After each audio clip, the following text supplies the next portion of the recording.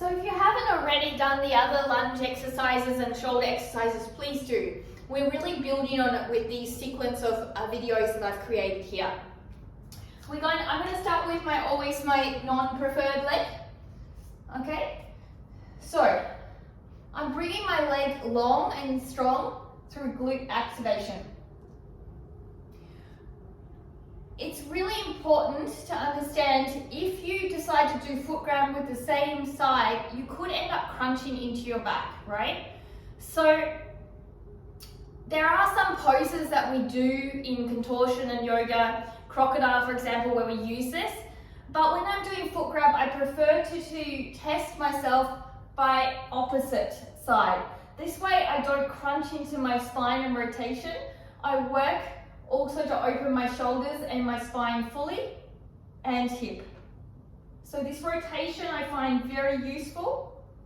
So the rotation of the torso is very important. So as you rotate round, you're coming back to look at your foot, but we're starting low here. And from here, what you can do is you can hold onto the knee or hold onto the block here, and then you can bring your foot up and down. Yeah, up and down. This will be a lot of hamstring work too. Try and keep your hips down so I can feel my hamstrings really on fire here. So this, you have to have strong hamstrings to be able to do this, okay? So from here, I suggest that we maybe use a band. You could use a longer band, a yoga strap. You could use something like this. It's really up to you, a towel, okay? Totally up to you what you want. So, place it on the back here.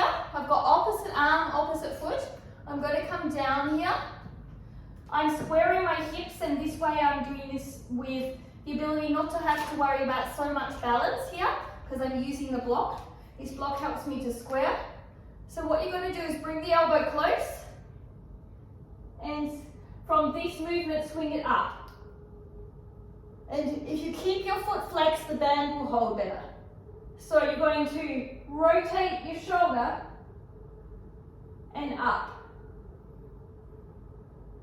So I'm keeping my hip down. So I'm here. So from this movement, I'm going to open my shoulder, rotate it out. So I am rotating it out, right? Not rotating in. And as I rotate it out, the elbow comes first in. So the elbow's coming first in. And then from there, once it comes in, and my hand comes towards my ear, I start to lift my elbow up here, and then open my shoulder. Yeah? So if you have a yoga belt, you have a lot more room on the strap to do this. So with a yoga belt, you have a lot longer strap, and you don't have to be so close with this. It's a very hard move to transition into this move, so don't feel overwhelmed if you're struggling to get it and you're struggling to be able to grab your foot or rotate your arm. This is something that takes a fair time to learn, and it's very important to make sure you have the right length of strap or the right length in the space for your shoulders to do this. You don't want to go and successfully do this and then be injured the next day. So once you get that rotation, so let's put it back on. Oops, slippery. You put it back on, let's try take two. You can then bring this closer to you, and you can swap over sides, yeah? So you can then start to condition the movement closer. So remember the depth of the band that you're using. If you're a long way from the band, that's okay. So if you need a yoga strap, and it's double this length, then please use that. There's no rush where you need to be with regards to having this strap. So once you feel comfortable and you are working towards it, what you can do is you can start with a long yoga strap. Then maybe you work towards this distance. And then eventually what happens is you can walk your way down the strap towards your foot and start to learn to grab your foot. So from here, then you start to work after you can reach your foot. The same concept. So you're going to inhale up here, and the challenge is to grab, okay? So again, I'm going to use this block to steady me. As you get stronger, you won't need a block for balance. So you have to grab with your thumb up. So I'm bringing my arm around, thumb up, and there I'm grabbing with my thumb up here. And then I'm going to bring my arm in,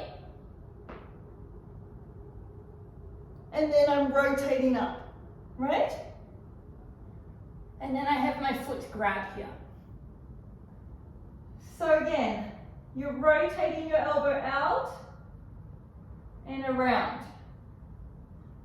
So when I look back, I'm going to be my foot and head very close. So again, I'm grabbing my foot with my thumb up and my hands around my toes. I'm using the block for support so that I can keep my torso comfortable and scissor my legs and squeeze my glutes. And then I'm going to rotate my elbow in and up.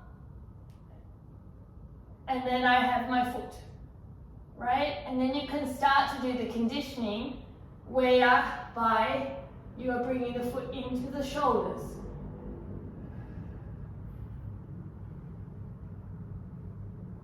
And then you can start to do the extension conditioning whereby you're extending the leg back.